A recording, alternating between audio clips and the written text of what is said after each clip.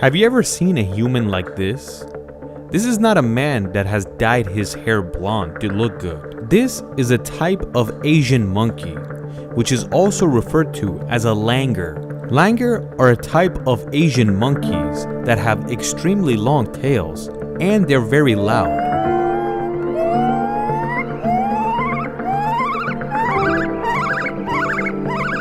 The type we want to talk about today is called the golden langur, which is probably one of the most interesting looking animals in the world.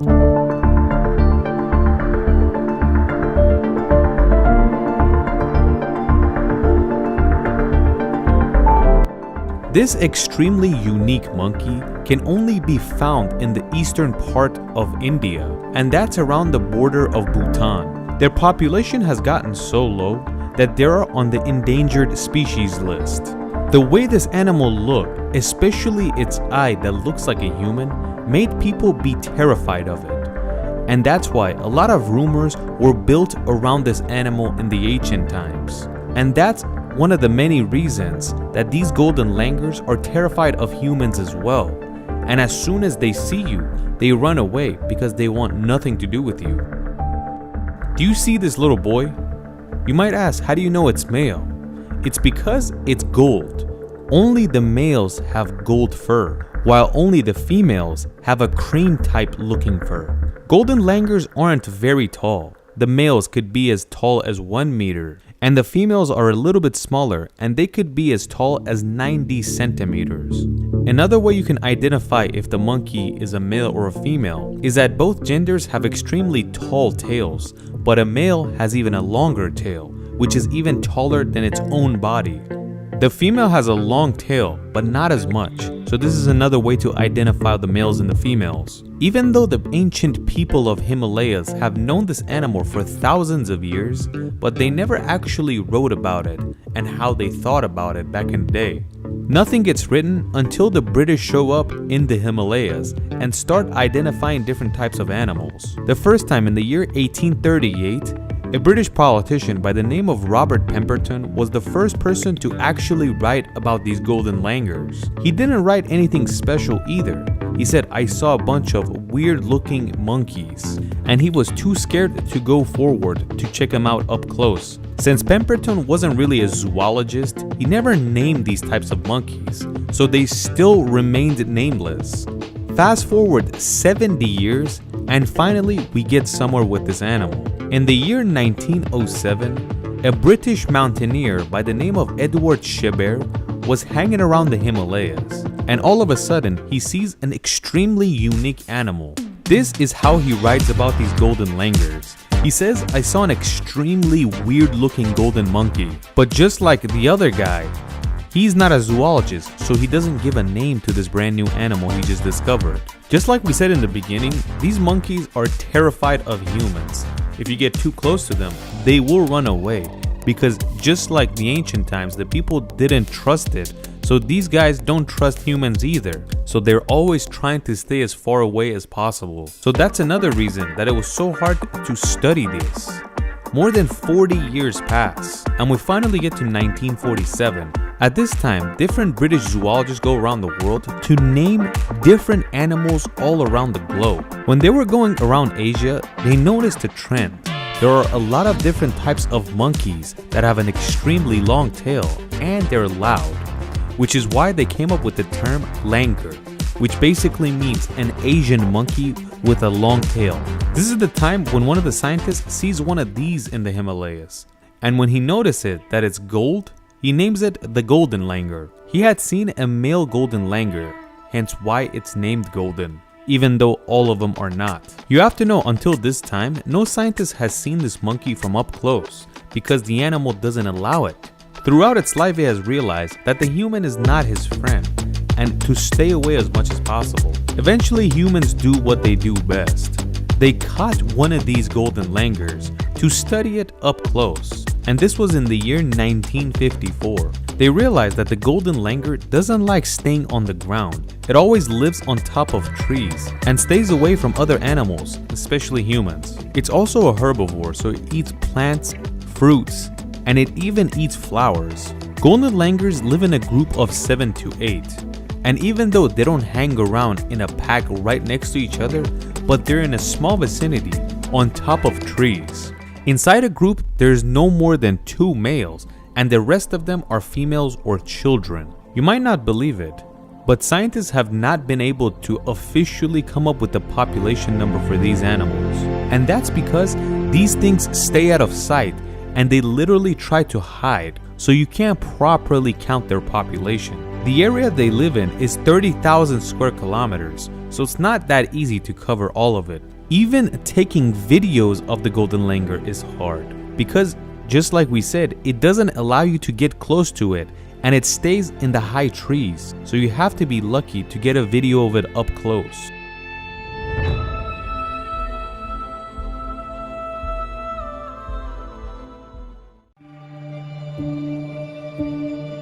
But if it's inside a cage, it's very easy, you just take a video. But they do look more stressed out than they are in the wild.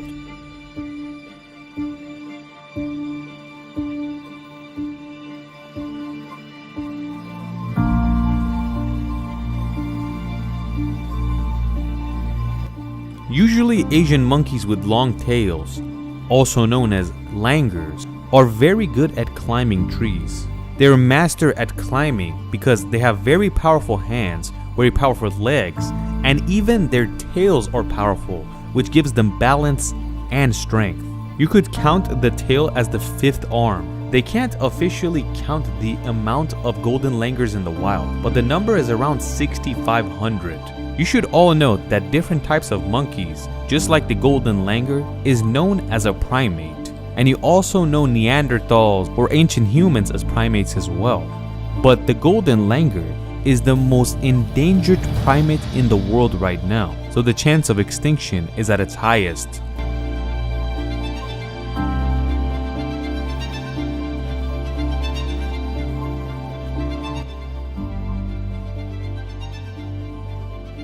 Even though it's extremely hard to find these things in the wild and get close to them, but humans have done their task.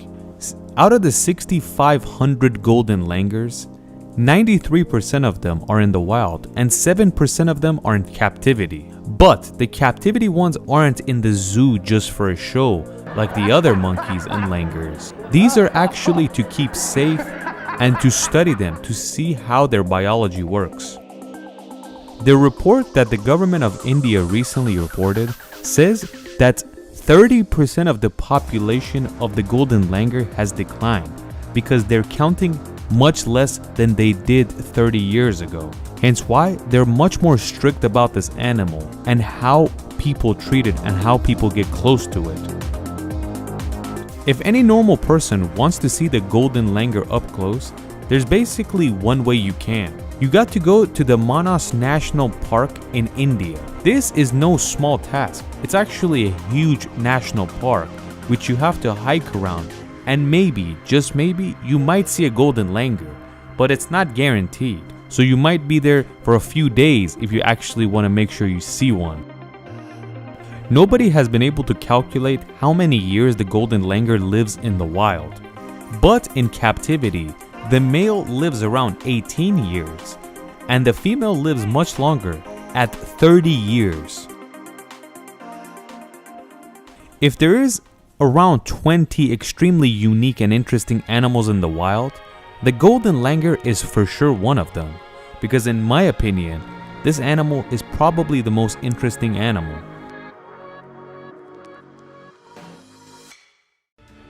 The animal we're introducing to you guys in this video is very well known. And it's probably known as the most badass animal in history. Lions. A lion is basically a giant cat. Even though lions could be as high as 250 kilos, but it's still the second biggest cat. Because in first place, we have the tiger, that can go above 300 kilograms or 660 pounds. A lion can be 3 meters in length, and because of its giant and beautiful mane, it makes it seem bigger than any other cat. Alongside the way the lion looks, it also has a badass voice. The lion roar is probably the deepest noise an animal can make, and it could be heard 5 miles or 8 kilometers away. The lion is the only cat that can make noise the day it's born. Just imagine a very high roar. But it doesn't take long for this roar to be deeper and deeper, and at 1 year old, the lion has full capability to make a very loud roar. Lions are also the most vocal cats, and any excuse they find, they want to make some noise. But why does it make so much noise? It's basically to control their territory. They want to tell every other animal, especially other lions, that this is my place and you shouldn't come near me, unless you want a challenge. They also communicate with each other with the roar. One of the many reasons the most lovable giant cat is the lion, it's because it's very unique compared to other giant cats. First of all, it's the only cat that lives in a group, also known as a family. You can find males, females, and kittens all living next to each other. Usually, there is barely any males, up to 3, and the rest are females and children. The family could be as little as 3 lions, all the way up to 40. And the cool part is that other males are accepted into the group, but they're not that common. So this means they're not as stubborn as other cats and other canines, because they will fight the male to the death. You can also find that in roosters. Not more than one rooster is welcome in a family unless they fight to the death. But in lions, you don't see that. The people that train lions and other giant cats, they believe lions are the nicest wild cats. They say when you approach a lion next to its family, they don't get as hostile and angry as other cats. And there is a chance you could become friends with them. But never try that with a tiger. You can't just approach a tiger without getting mauled. And also, when they train tigers, it has to be one-on-one. If another tiger shows up and another person shows up, they're gonna get very angry, and the chance of attack goes higher and higher. Maybe the reason they're not as angry as tigers is because they live in a family, and they have backup in a way. So if somebody attacks them, they have someone that will help them. But tigers usually live alone, and they're dependent on themselves. So whoever is getting near them is considered an enemy, and if there's 2 of them, they get terrified and angry. Even though in a lion's family there's more than 1 male, but there's still a leader, also known as an alpha, and the other males and the females listen to that one more than the others, but they're not as stubborn and more welcoming than other alphas. So there's a chance that 2 male lions, that one is an alpha and one is not, they could be friends and hang around. In a lion's pack, only the female take care of the children, and alongside taking care of the kids, only the females hunt for food, and the males just hang around looking pretty. Lions aren't as successful in hunting as you think. Only 30% of them come to a succession. But alongside other cats, 30% is extremely high. A tiger's succession rate is only 10 to 30% depending on where it is. But the most successful cat in the world is this one, the black-footed cat, which is very small, damn near the size of a house cat, and it has a succession rate of 60%. But let's get back to the lions. Around the world, there are 2 main types of cats. The Asian lion, which is known as the Persian lion, and also the African lion. But the question is, where did the lion come from and what's its common ancestor? Not only lion, but every single cat came from this cat, the Proilaris. This cat used to live around 25 million years ago throughout the world. You could find them in every continent. And throughout time, they slowly evolved and turned into different cats depending on where they were living. And some of those turned into lions. But let's get back to the lions we know.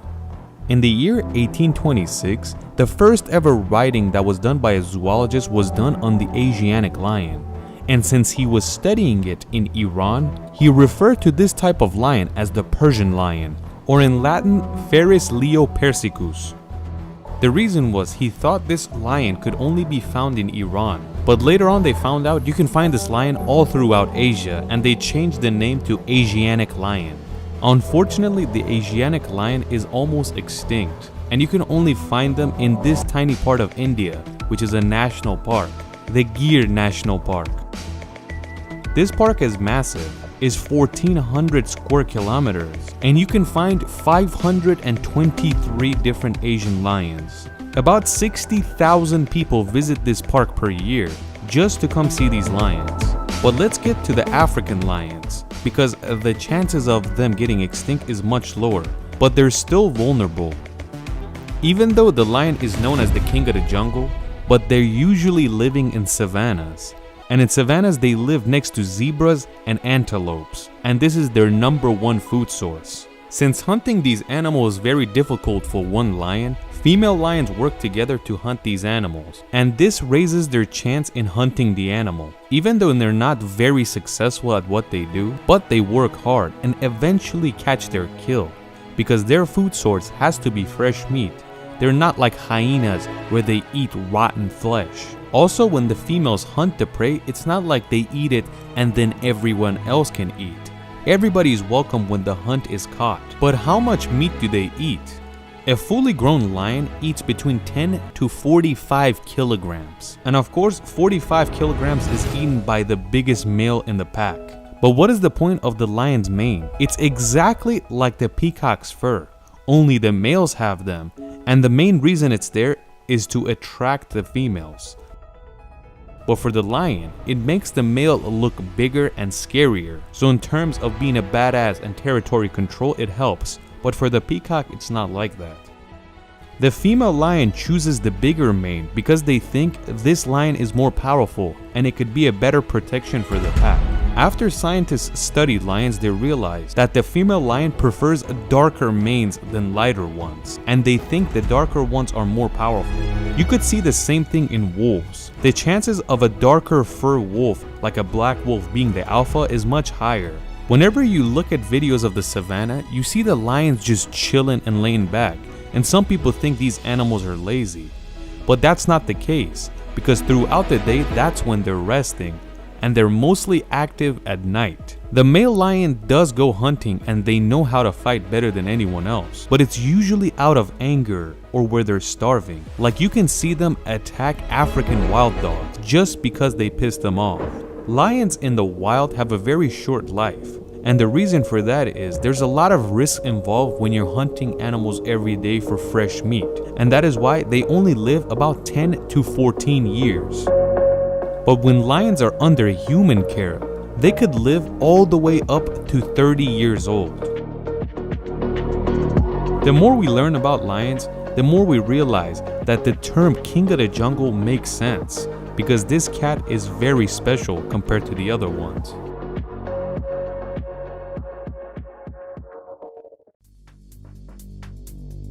When you imagine a giant bird, you might think about an eagle or maybe an ostrich. Or maybe some people might think about ancient birds that lived alongside the dinosaurs.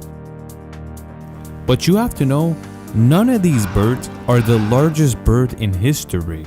If we want to get to know the largest bird in history, you have to go back to around 7 million years ago in modern day Argentina and meet the bird called argentavis.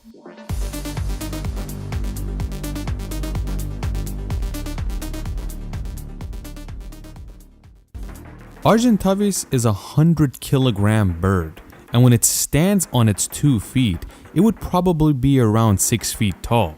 So if a 6-foot man would stand right next to it, they could look each other in the eyes. And something that's even more insane is that when it opened its wings, it would have a 6-meter wingspan. And this was very much needed to move this extremely heavy weight.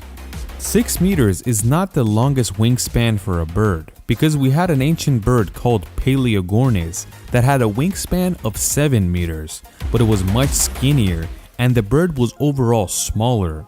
But Argentavis was massive in every way possible.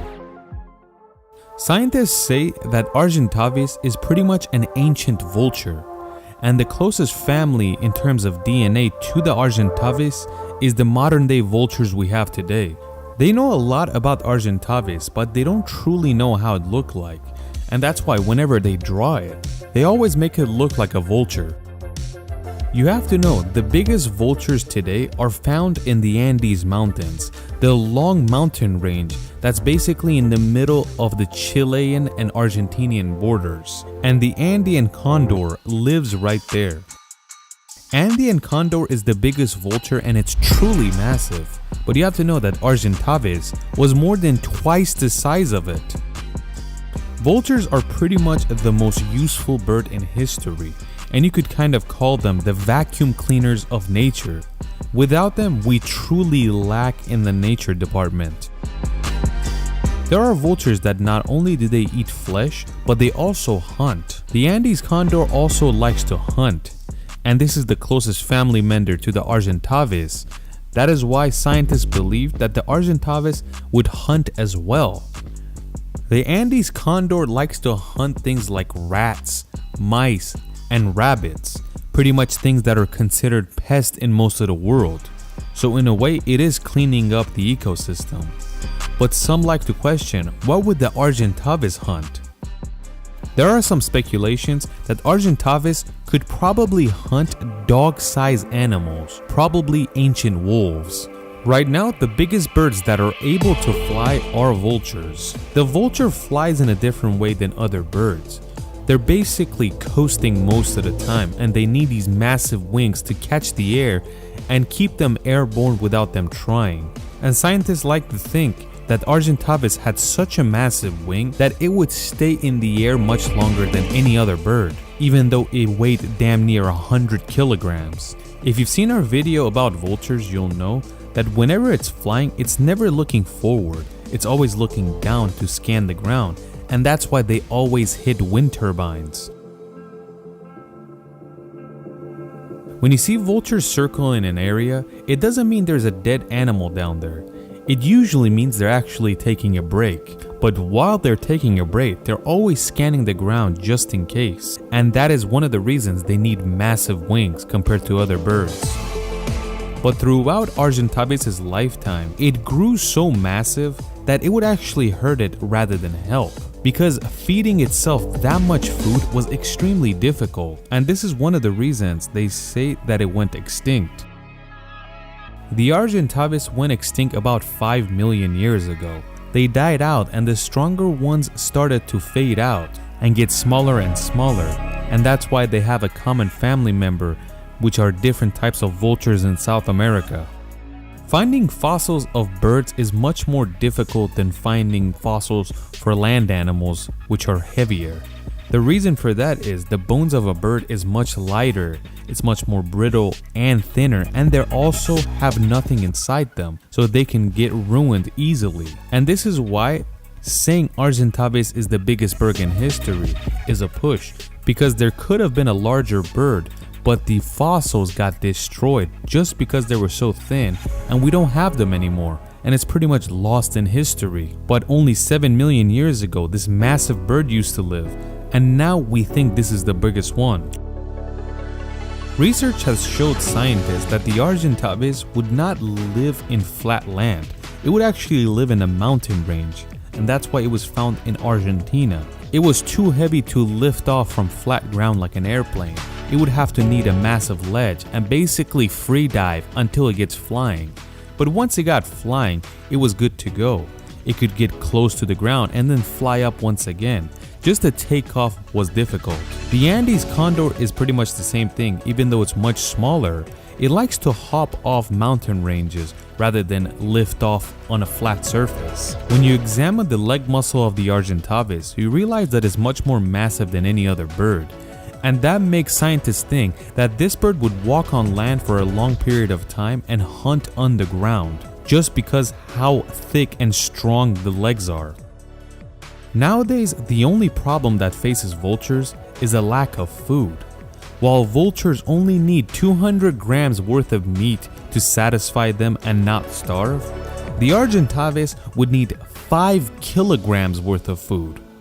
And that's the exact reason why a massive body like this could not last long in nature. You might think that these massive wings would allow the argentavis to fly extremely fast, but it was the opposite because these wings were engineered in a way to coast rather than go fast, and that's why it couldn't go faster than 40 kilometers an hour. And this is in a way where a bald eagle could go as fast as 160 kilometers an hour.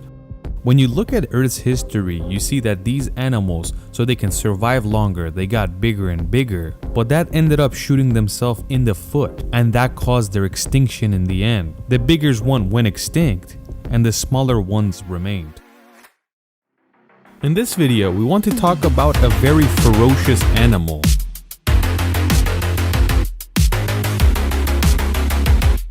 The hippo, or the long name Hippopotamus. Hippopotamus is an ancient Greek word that means a horse that lives in a river, and that's why in different languages it's also called a seahorse. And that name makes a lot of sense because it's a very large mammal that mainly lives in the water. You can only find hippos in Africa, and this is the accurate map of where they live. And pretty much underneath the Sahara, you could find hippos all the way to South Africa. Most animals in different parts of the world, especially Africa, look different depending on where they live. But the interesting part is that hippos all look the same throughout the continent. When you look at this animal from afar, you think it's actually a very friendly looking animal that's very calm. But you might not believe it. Hippos are one of the most dangerous animals in the world. And if you ever see one in the wild, it's better to run the other way. Just like we said, this animal doesn't have horns or weapons on the outside of its body, but it has two giant daggers in its mouth that could puncture anything it comes close to. These daggers get massive too, and they could be as long as 50 centimeters. And to make these daggers more usable, it could open its mouth up to 150 degrees. So the size of the opponent does not matter. Of course, you guys know crocodiles live in the water just like hippopotamus. And in many places, they live very close to each other, but they do their very best to avoid each other. But the insane part is that if these two animals start fighting with one another, the hippo's jaw is so powerful that it could literally cut a crocodile in half. And that's why crocodiles aren't a fan of being next to these ferocious animals.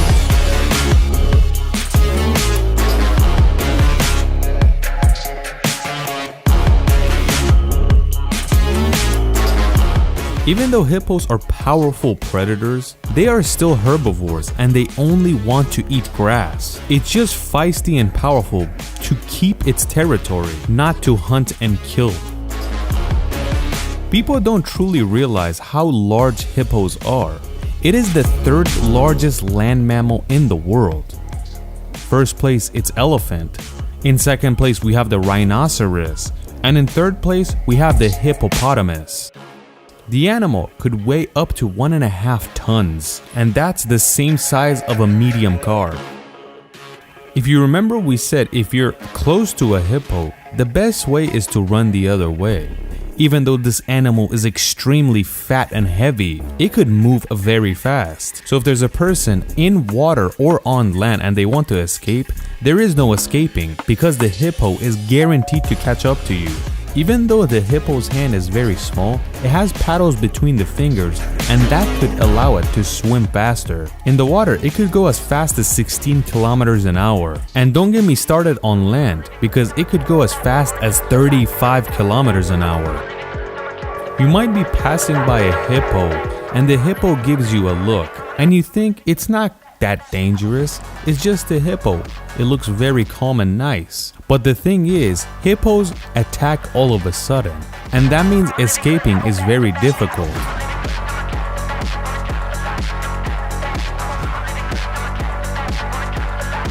It has happened plenty of times where a hippo has attacked a human that they underestimated and pretty much got destroyed and killed. So that's why when tourists go to look at hippos in Africa, they're usually in faster boats and faster cars. They're not just walking around in front of these animals. For example, a group of lions or a group of African wild dogs, if they see a group of tourists going around, they are not gonna approach the humans because they know how dangerous they are. But the hippopotamus does not care. Even though if there's 10 of them and he's one, he's still going to attack the people. Even though the hippo is pretty much like a horse in the water, it does not eat fish. It is still a herbivore. And it's cool because it eats the plants at the bottom of rivers as well. It could hold its breath for 5 minutes and feast down there in safety. The hippo has evolved in a way where it could be completely in water, but its nose and eyes and ears are outside. You might say, why doesn't it stay outside? Because the hippopotamus easily overheats. If it stays outside, especially on a hot day in the summer, its body gets extremely hot, and that also makes its skin very dry. And when it gets dry, it starts to crack and start bleeding. So it's very important for them to stay cool in the water so that does not happen. Another thing the hippos love the water is that they're extremely safe in there.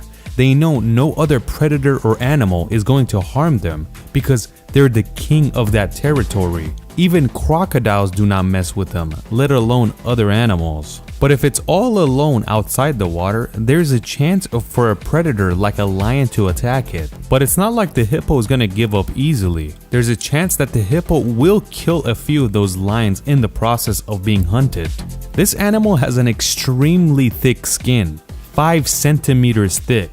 And the bad part about this skin is that if it's not in water, it dries very quickly and starts cracking. Before the skin starts cracking though, there is this special liquid that's like sweat and it's pink in color. And that prevents this thick skin from drying out. And that's why hippos have a hint of pink to them. Hippos are very social and they're always living together. It's very rare you find them by themselves. It could be between 10 to 80 hippos in a group. These hippos are usually family and close friends, and they stay together to the very end. Just like most animals, the hippo is the friend of nature as well. These guys live in the water, and usually when they want to eat is when the sun goes down, so they can stay in the cooler temperature and start feasting away on different grasslands. After the animal gets full, it goes back into the water, and that's where the bowel movement takes place. The bowel movement is kinda like fertilizer for that water, even though it might sound disgusting, but it's actually very nutritious for that water and the creatures living inside it. So that's why the hippopotamus living in an area, it's very important for its ecosystem. Unfortunately, it's not looking very good for hippos, because nowadays all these countries are developing and they're building dams left and right. And that means less water is getting to the area these hippopotamuses are living at. And for a hippo to live without water, that means that animal is going to die very soon. When you look at the hippo, you see no horns or tusks. And that's a good thing, so humans don't actually hunt them for their valuable things. But unfortunately, they are not that lucky, because the dagger-looking teeth is very valuable to some humans, and they actually hunt these animals just to pull these out. Another thing is that it's extremely illegal to hunt hippos, but these are mostly third world countries where not everything is regulated and controlled, so these guys are still being hunted left and right. Another interesting fact about hippos is that a whole lot of things stick to its skin. A whole lot of edible things like worms and other stuff. That's why when they get out and they dry off, a lot of birds sit on them and start feasting away. Not only do the birds feel safe on top of a hippo, but they get the food they want, and they also can rest because it's one of the safest places they can rest in that area. Also, the hippo loves the birds doing this because it's kind of like a back scratcher and a back massager. So in a way, they don't communicate with one another, but they enjoy each other's company. When the hippo goes back in the water, the birds get up, but underneath the water, there is still a species that loves to clean off the hippo, because there's a whole lot of fish that want to eat whatever is on the skin of the hippopotamus. Sometimes the hippo even opens its mouth where the fish can eat around its teeth. And since it feels good for the hippo and it cleans its mouth, it does not close its jaw. And just like the bird's cleaning off its skin, The hippo enjoys the fish's company. Right now, about 130,000 hippos live in the world, and that's a significant number. But as you know, a lot of them are losing their habitat because of dams. So this population is declining, unfortunately. In this video, we want to talk about one of the most fearless animals in the animal kingdom. And the funny thing is, this animal is not powerful or scary whatsoever. The honey badger.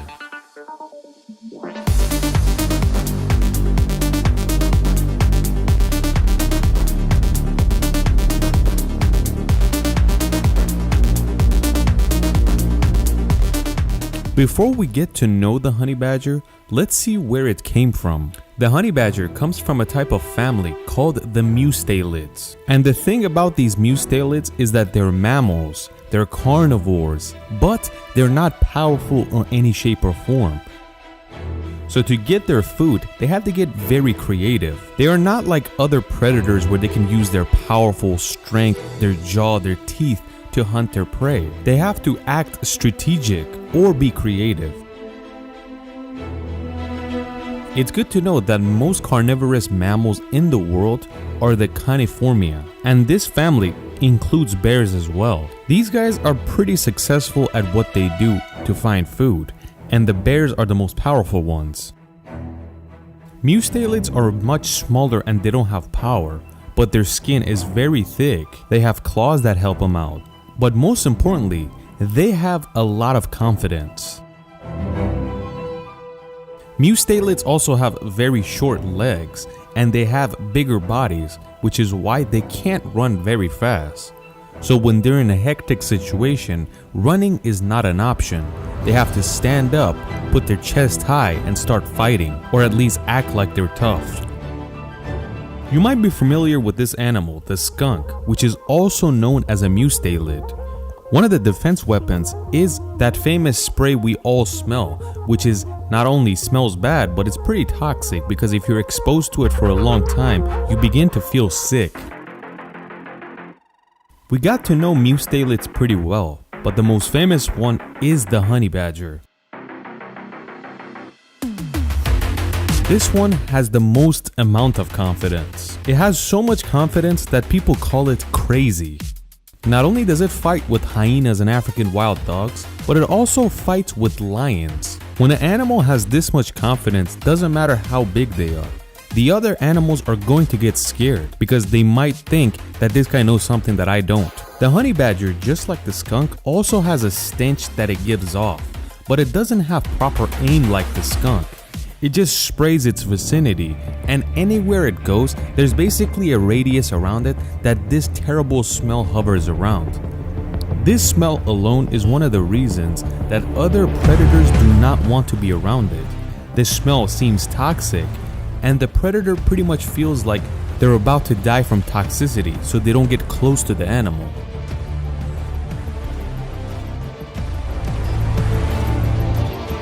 But why is this animal called the honey badger? Because it loves honey.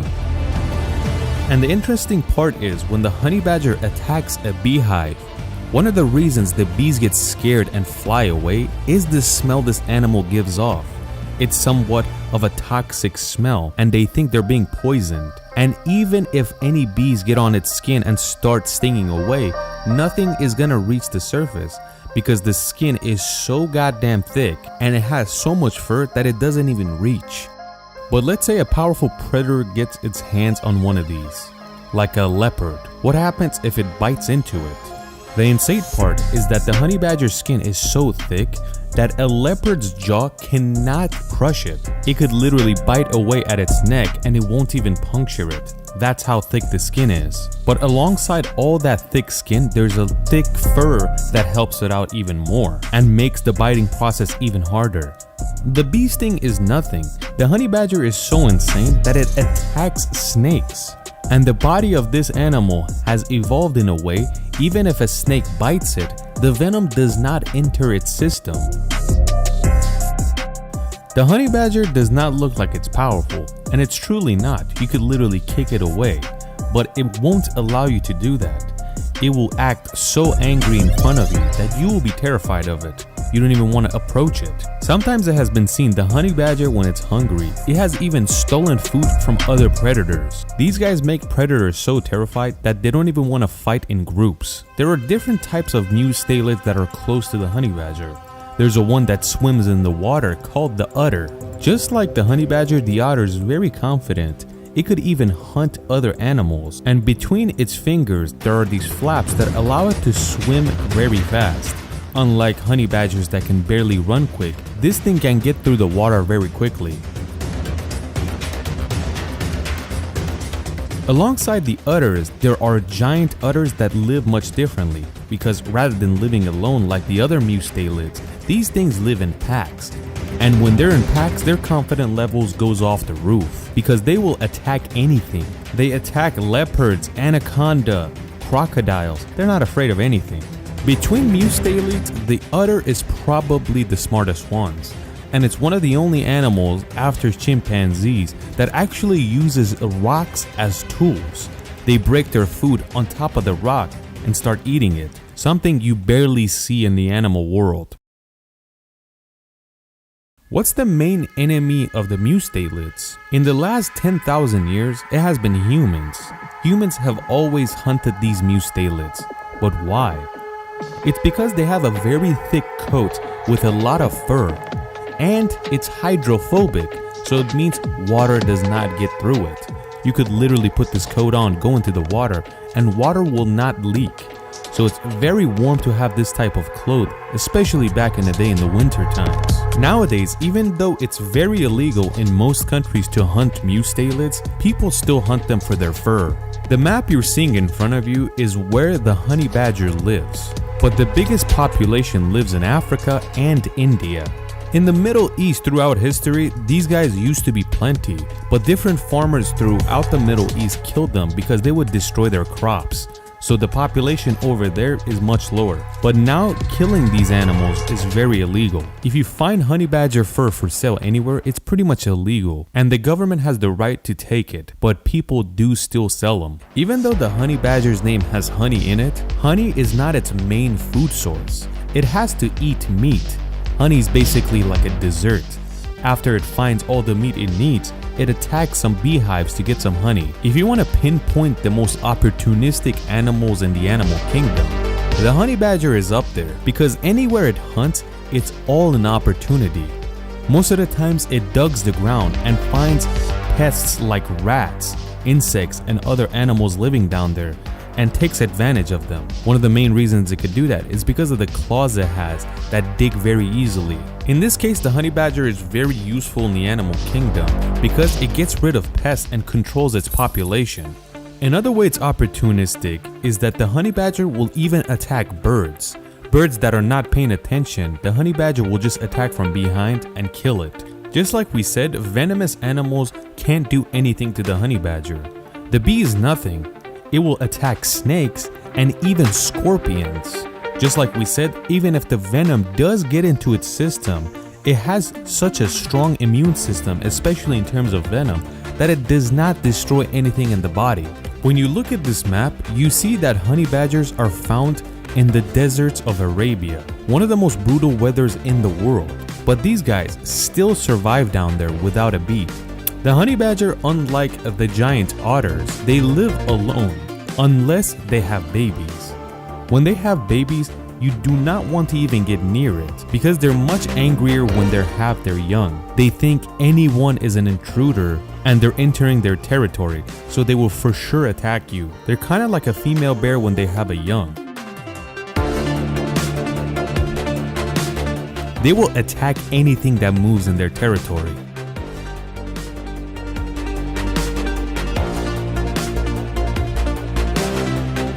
This has happened plenty of times in Asia and Africa, where someone had a wooden built house that they don't live in. It's kind of like a villa, and after a few months they come back and the honey badgers have broken the floorboards and entered the home and pretty much turned the house into their own territory. Just imagine trying to kick these guys out when you enter your villa. Just like you can see in the map, you can find these animals in India as well, somewhere that they live very happily, almost too happy, because their population is booming. There's so many of them, and it's becoming a problem. As you know, India is the most populated country in the whole world, and of course a lot of people die and they have to bury them. The problem is, these animals follow these dead bodies and dig them up at night and start eating people's corpse. And there's so many of them that they can't control it. It's kind of like it's too good of a place where their population is not being controlled. And the Indian culture doesn't allow the killing of these animals. But the problem is, the population of these things are becoming a huge problem not only for the country, but for the environment itself.